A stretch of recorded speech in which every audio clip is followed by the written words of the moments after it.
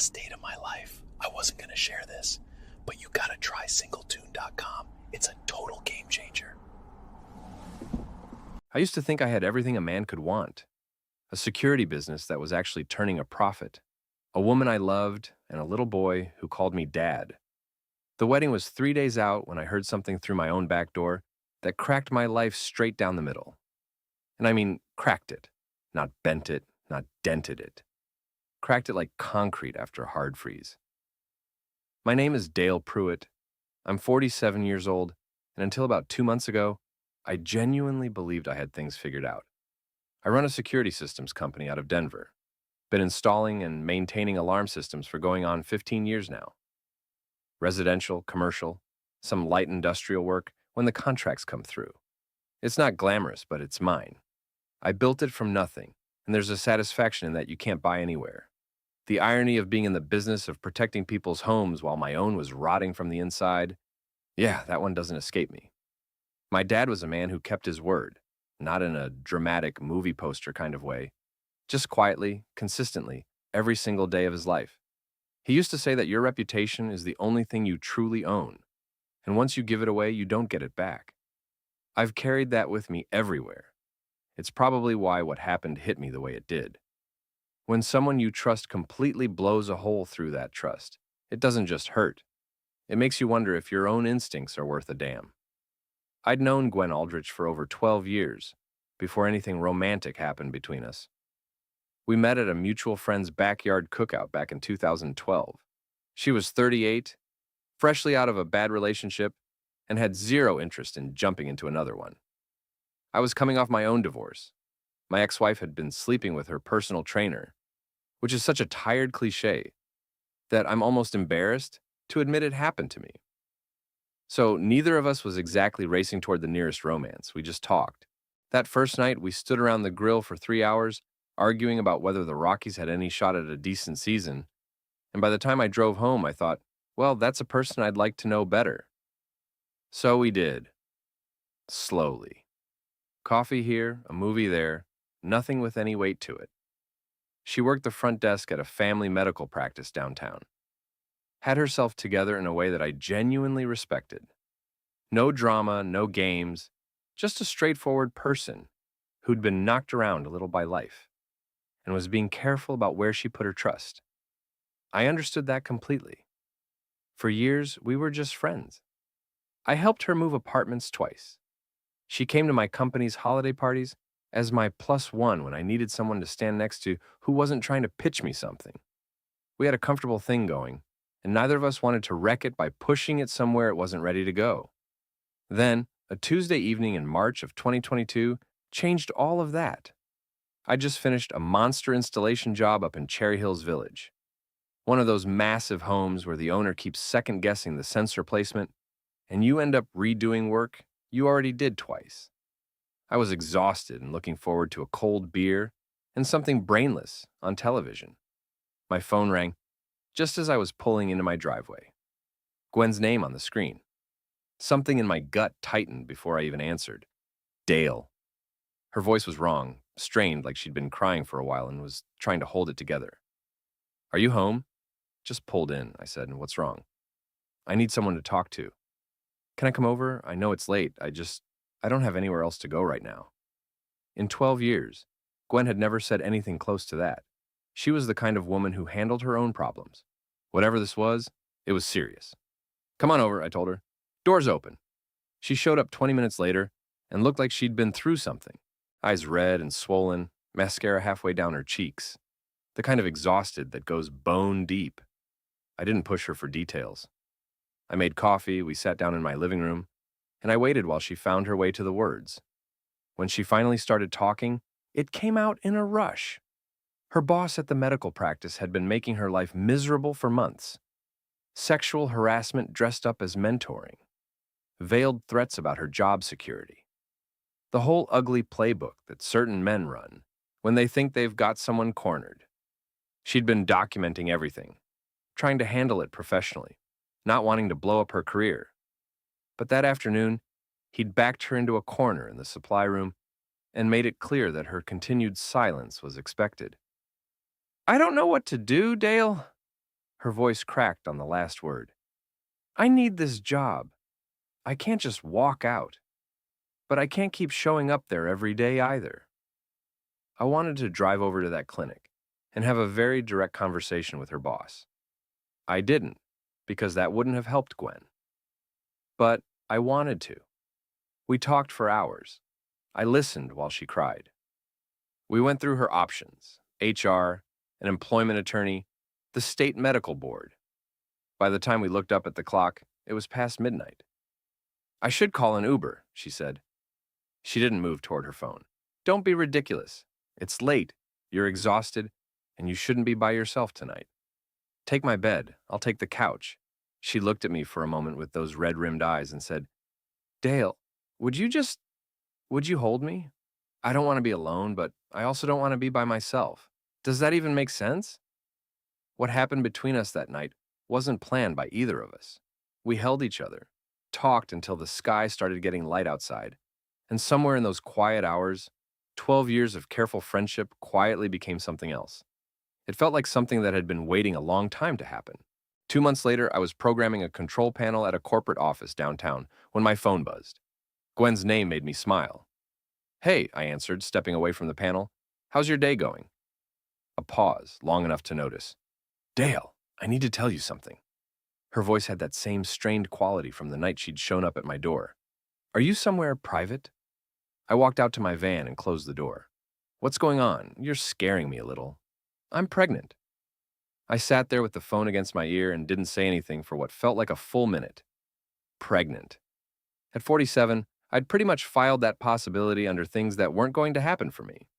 My ex-wife and I had tried for years before everything fell apart. I'd made my peace with it. Dale, you there? Yeah, I said. Yeah, I'm here. Give me a second. Are you sure? 3 tests, and I went to the doctor this morning. I took a breath. Okay, what do you want to do? I'm keeping it. No hesitation. I know this wasn't something we talked about. I know it's not what either of us planned. But Dale, I'm 38 years old. This might be the only shot I get at being a mother. I heard the decision in her voice. Gwen had always been like that. Once she knew what she wanted, she was clear about it. I respected that. Then, we're doing this together, I said. That's not even a question. You don't have to feel obligated. I can handle this on my own if... Gwen, I cut her off. Listen to me. I'm not going anywhere. If you're having my child, we're a team. That's it. That's the whole conversation. I heard her crying softly. I was so scared to tell you. You never have to be scared to tell me anything. We're in this together, all the way. The months that followed went by faster than I expected.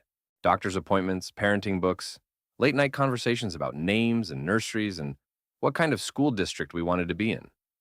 Gwen moved in during her second trimester. It just made sense.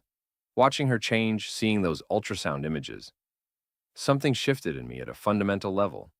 I'd thought I understood responsibility before. I hadn't. Not like this. I approached fatherhood the same way I approach a complicated installation job. Methodically, thoroughly, no shortcuts. I read everything I could get my hands on. I baby-proofed the house in a way that probably would have passed a military inspection. I started a college fund. At 47, I knew I wasn't going to be the dad doing cartwheels in the backyard, but I was going to be the one who showed up every single time without fail.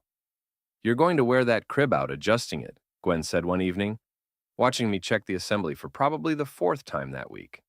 I want everything right for him, I said, tightening a bolt that was already plenty tight. She smiled, one hand resting on her belly. He's lucky to have you, Dale. Not every man would have stepped up the way you did. When our son was born on a gray December morning with snow coming down outside the hospital window, I finally understood what people meant when they talked about love at first sight.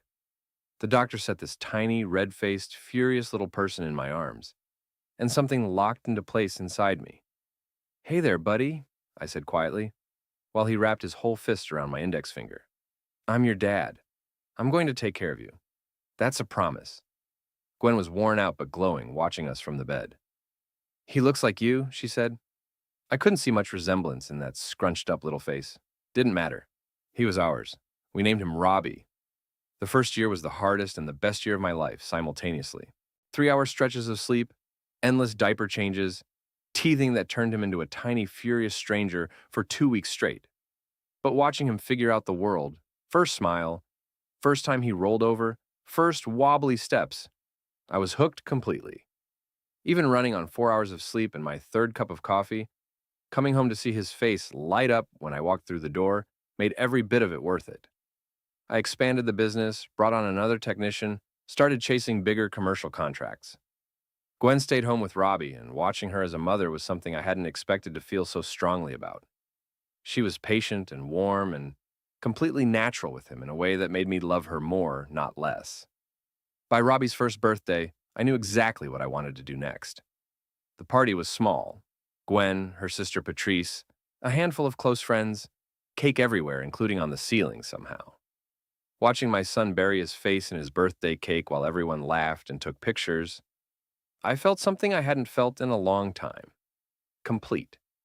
Like all the scattered pieces of my life had finally landed in the right places. The ring had been sitting in my sock drawer for 3 weeks. I'd spent more on it than I'd spent on anything except my house and my truck. Gwen deserved something real. She'd given me the greatest thing in my life, and I wanted her to know I understood that. 2 weeks after Robbie's birthday, I found my moment. Quiet Sunday evening. Robbie was down for the night. Gwen was on the couch with one of her medical journals, reading glasses on, completely relaxed. The lamp made everything warm and soft. "Gwen," I said, sitting down next to her, "I need to ask you something." She looked up, smiling. "What's on your mind?" I pulled the ring box from my pocket. Her expression moved through surprise and landed somewhere that looked like joy. "I know none of this was planned," I said, opening the box. "But somewhere along the way, you and Robbie became everything I didn't know I was missing. I want to spend the rest of my life with you. I want to be Robbie's father, not just because of how he got here, but because we choose it. Every day. Will you marry me?" She stared at the ring. Then she looked at me with that smile, the one that got me the first time. "Yes," she said, "simple as that." "Yes, Dale." I put the ring on her finger and she threw her arms around me, laughing and crying at the same time. I held on to her and thought, this is it. This is what it was all building toward. "I love you," she said against my ear. "I love you too," I told her. And I meant it more than I'd ever meant anything. We set the wedding date for late spring. Nothing over the top. We were both too old and too practical for a fairy tale production, but something meaningful. Something that felt like us. Gwen's sister Patrice had strong opinions about flowers and venues and catering, which turned out to be genuinely useful because it meant Gwen and I didn't have to spend our energy arguing about centerpieces. The months leading up to the wedding were good months.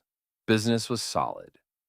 Robbie was turning into his own little person, with his own opinions and his own laugh that sounded nothing like either of us. Gwen and I were building something real. I felt settled in a way I hadn't felt since before my first marriage blew up.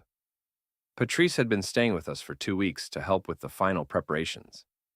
She was easy to have around, helpful with Robbie, pitched in with meals, didn't get in the way. The wedding was 3 days out, and I was feeling more at ease than I'd expected to. That evening, I went for my usual walk around the neighborhood. I'd started doing that after Robbie was born. 30 minutes of fresh air and quiet to decompress after a day of crawling around in crawl spaces and staring at wiring diagrams. It cleared my head. When I got back, I came around to the back of the house instead of the front. No real reason. Maybe I wanted to check on the garden Gwen had been working on. Maybe I just felt like changing it up. Sometimes the smallest decision is the one that changes everything. I was reaching for the back door handle when I heard their voices through the kitchen window, Gwen and Patrice. Something in their tone made me stop. Serious, low, urgent, in a way that didn't match a conversation about seating charts or flowers. "He's been incredible through all of this," Gwen's voice, "but I can't shake this feeling that I'm living a lie. Patrice, he chose this life believing Robbie was his son. He deserves to know the truth." My blood went cold. I stood on my own back porch, with my hand halfway to the door handle, and my brain trying to process what my ears were telling it. "Gwen, you cannot tell him now." Patrice's voice was low and urgent. "You're getting married in 3 days. Robbie thinks of him as his father. Dale loves that little boy like he's his own. What does blowing this up accomplish? But what if he finds out some other way? Gwen's voice was climbing, getting tighter. What if Robbie gets sick and needs medical tests? What if someone who knows what happened sees us somewhere and says something? I stood there in the dark and let those words settle over me like concrete. Robbie wasn't my son, the child I'd been raising for almost 2 years, the boy I'd loved from the first second I held him, the little person whose face lit up when I walked through the door. Not mine, not biologically. And Gwen had known that the entire time. She'd let me sign the birth certificate, let me start the college fund, let me plan a wedding, let me fall completely in love with a child that wasn't mine. And she'd been planning to carry that secret for the rest of her life. He'll never find out, Gwen said finally. Her voice had gone quieter, resigned. And even if he did, Dale isn't the kind of man who would walk away from a child he's raised. You know that. But shouldn't that be his decision to make? Patrice asked. And I'll give her credit for that. She was the only one in that kitchen asking the right question. It's too late for decisions, Gwen said. We're a family now. Some things are better left alone. I turned and walked back into the dark. I sat in my truck in the driveway until nearly 3 in the morning. I wasn't crying. I wasn't yelling. I was just sitting there in the dark, trying to figure out if any of it had been real. Any of it at all. When I finally went inside, I moved through the house without turning on lights. I stood in the doorway of Robbie's room and watched him sleep. Then I went and lay down on top of the covers next to Gwen, who was sleeping peacefully, and I stared at the ceiling until it got light outside. The next morning, I called in sick for the first time in over 2 years. Gwen assumed I was coming down with something and fussed over me, brought me coffee, offered to reschedule some wedding errands. The care in her voice made my stomach turn. I'm going to run some errands, I told her after breakfast. Wedding stuff. Want to keep it a surprise? She kissed my cheek. You're so thoughtful, Dale. Robbie and I are lucky to have you. Those words, which should have made me feel good, felt like someone pressing on a bruise. I drove to the pharmacy and bought a paternity test kit. The kid at the register, couldn't have been more than 19, looked at my face and said, Everything okay, sir? Just need to verify something, I said, which was, without question, the understatement of my life. I went home and waited. Gwen took Robbie to his regular pediatrician appointment, which gave me the house and my thoughts for about an hour. I read the instructions 3 times, even though they weren't complicated. When they got back, I waited until Robbie was down for his nap, then went into his room and did the cheek swab. He stirred a little but didn't wake up. I sealed the sample, filled out the paperwork, and drove to FedEx to overnight it to the lab. The next 3 days were a particular kind of hell. I went through the motions, smiled at vendors, nodded at catering decisions, sat through a final venue walkthrough and said yes to everything they asked me. Inside, I was somewhere underwater, watching everything from a distance. You seem far away, Gwen said the night before the wedding. We were in bed, and she was watching me with something that might have been concern. Are you having second thoughts? If she only knew what kind of thoughts I was actually having. Just nervous, I said. Big day tomorrow. She curled up against me. I love you, Dale. Tomorrow's going to be perfect. I lay there with my eyes open until 4 in the morning. The results came back the morning of the wedding. I checked my email while Gwen was at the salon getting her hair done. The lab report was right there in my inbox, clean and clinical, and completely final. Probability of paternity, 0%. I was not Robbie's biological father. I sat in my truck outside the salon and read it twice. Then I sat there for a while longer. The wedding was 4 hours away. Guests were already traveling to the venue. Gwen was inside getting her hair done, getting ready to marry a man she'd been deceiving for 2 years. I called the venue. I canceled everything. The flowers, the catering, the band, the whole production we'd spent months putting together. The cancellation fees were brutal. I didn't care. I drove home and waited. Gwen arrived about an hour later, hair perfect, makeup flawless, the dress she'd picked out 3 months ago, ivory with a simple cut that she'd tried on 4 times before deciding. She looked beautiful. She looked completely unprepared. Dale? The joy on her face shifted to confusion the moment she saw me standing in the living room. What are you doing here? The ceremony starts in 2 hours. Why aren't you? I held out my phone with the email open on the screen. Read it. She looked down, and I watched it happen in real time. The color leaving her face, her hands starting to shake, her eyes going wide and then immediately filling. Dale, I can explain. Can you? My voice was very quiet. That's what happens when I'm really angry. I don't get louder, I get quieter. Can you explain how you let me believe for almost 2 years that Robbie was my son? Can you explain how you were standing in my kitchen 3 nights ago, telling your sister that some truths are better left buried? Can you explain how you were about to walk down an aisle and marry me today without ever once telling me the truth? She sank into the chair by the window, still in her wedding dress, tears running down her face. I was going to tell you, she said. When? I asked. After the wedding. After Robbie started school. After he graduated. When exactly was that conversation supposed to happen, Gwen? I was scared. Her voice was barely above a whisper. You were so happy when he was born. You loved him so much from the very first second. I didn't want to destroy that. So, you decided to let me destroy it myself when I found out by accident. That's your solution. You weren't supposed to hear that conversation. No, I said, I wasn't. Just like I wasn't supposed to know the truth about my own life. Just like I wasn't supposed to have any say in whether I wanted to raise another man's child. She stood up, took a step toward me. But you love him, Dale. You've been his father in every way that matters. Does biology really change that? And that question, that specific question, was what finally broke the lid off everything I'd been holding down for 3 days. Does it change anything? My voice went up for the first time. Gwen, it changes everything.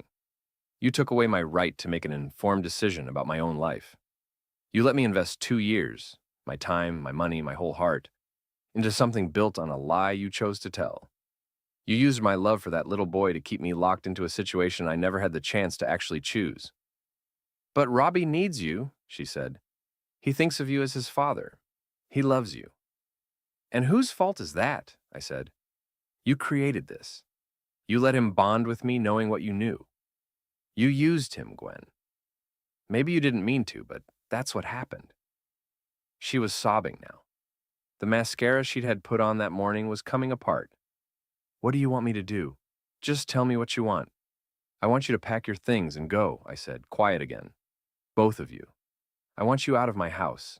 I need you out of my life. There's no road back from what you did. I'm sorry, but there isn't. Dale, please. No. I walked to the front door and held it open. We're done. That's it. She moved out that same afternoon. Took Robbie, took her things, went to stay with Patrice. For 2 weeks, I heard nothing from either of them. I took every job that came in, worked until I was too tired to think, and came home to a house that was very quiet, in a way that felt like a physical weight. Then, the papers showed up. A process server knocked on my door on a Tuesday morning and handed me a legal filing. Gwen was suing me for child support. After everything, the lies, the 2 years of deliberate deception, the wedding she'd been about to walk into, she was asking a court to make me financially responsible for a child who wasn't mine. I called my attorney that same afternoon. Tom Hadley had handled my first divorce and was the kind of lawyer who told you the truth even when it wasn't what you wanted to hear. Dale, I'm going to be straight with you, Tom said after he'd looked over the papers. This is going to be an uphill fight. You signed the birth certificate. Under Colorado law, that legally establishes paternity. The court's primary concern is going to be the child's welfare, not the circumstances that got you here. But I have DNA evidence, I said. He's not my biological son. How can they make me pay support for a child that isn't mine? Because you've been acting as his father for nearly 2 years.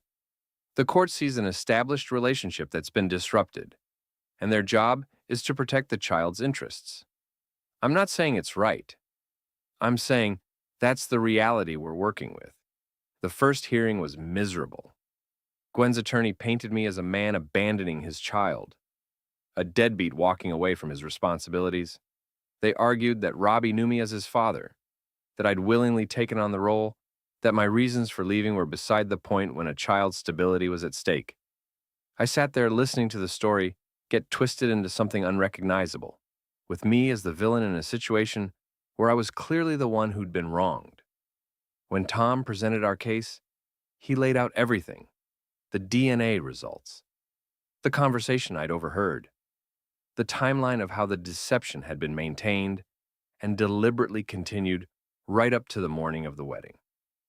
Your Honor, Tom said, my client was fraudulently led to believe he was this child's father. He made significant life decisions, financial, emotional, personal, based on information that was false, and that he was intentionally kept from questioning. Holding him legally responsible for child support under these circumstances would be a serious injustice. The judge wasn't moved. I'd signed the birth certificate. I'd acted as the child's father for nearly 2 years. The court ruled that I was legally obligated to continue support payments, $800 a month, going to a child I'd never see again. I walked out of that courthouse feeling like the floor had dropped out from under me twice in the same month. We're not done, Tom told me on the steps outside. We're filing an appeal. This ruling is based on precedents that don't adequately account for DNA evidence, combined with deliberate fraudulent misrepresentation. We take this to the appeals court. The appeal took 6 months. The second time around, we had a judge who actually engaged with the complexity of what had happened. Tom presented the full picture: the DNA results, the documented deception, the financial impact of 2 years of decisions made on false information. The appeals court overturned the original ruling. My name came off the birth certificate. The support obligation was eliminated. I was legally free. It felt less triumphant than I'd expected. Yes, I'd won. But winning meant I'd lost Robbie, and no court ruling was going to fix that. The grief of losing a child you loved as your own doesn't care about legal outcomes.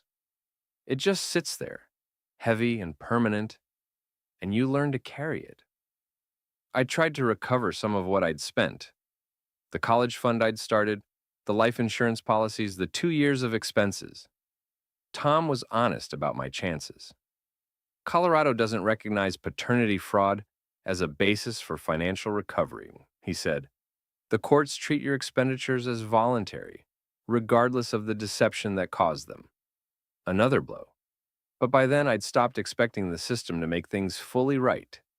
I'd lost close to $40,000 in direct costs, not counting the legal fees and the canceled wedding. Some of that was just gone, and I had to make my peace with it.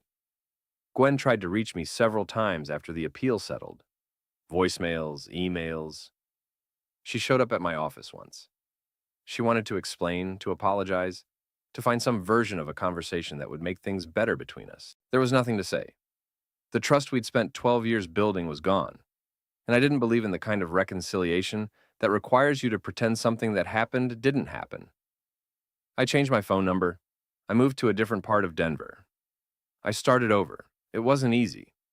I was 47 years old and rebuilding from scratch, which is not something you plan for. But I was also clear-headed about it in a way I hadn't expected. I knew exactly what had happened and why, and that clarity, as painful as it was, gave me something to work with. The hardest part wasn't the money or the legal fight. It was learning to trust my own instincts again. Gwen's deception had made me question my own judgment in a fundamental way. If I'd missed something that big, what else was I missing? It took a long time to work through that, longer than I'd like to admit. But I expanded the business, brought on 2 more technicians, took on commercial contracts I'd been turning down because I didn't have the capacity. Work became the thing I could control completely, and I was good at it. I've always been good at figuring out where the vulnerabilities are. 2 years out, I'm in a better place than I expected to be. I've learned to ask the hard questions, even when the answers might be uncomfortable. To trust the feeling in my gut when something doesn't add up. To not let the fear of disrupting something good talk me out of paying attention. I'm seeing someone. Her name is Carol Benton. She's a high school history teacher, has 2 kids in college, and she values honesty the way some people value oxygen. Like it's non-negotiable, like everything else depends on it. We're taking things slow, and That's exactly right for where I am. Do I regret the time I had with Robbie? That's not a simple question. I'd love that little boy with everything I had, and those feelings were real even when the foundation under them wasn't. But love built on a lie is like a house built on bad soil. It can look solid for a long time. And then the ground shifts and you find out what it was actually standing on.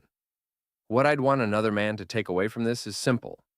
Ask the hard questions, even when you're afraid of the answers. Trust the feeling in your gut when something doesn't add up. And don't ever let someone else's deception convince you that you're the one who did something wrong. I'm 49 now, still learning, still working, still here.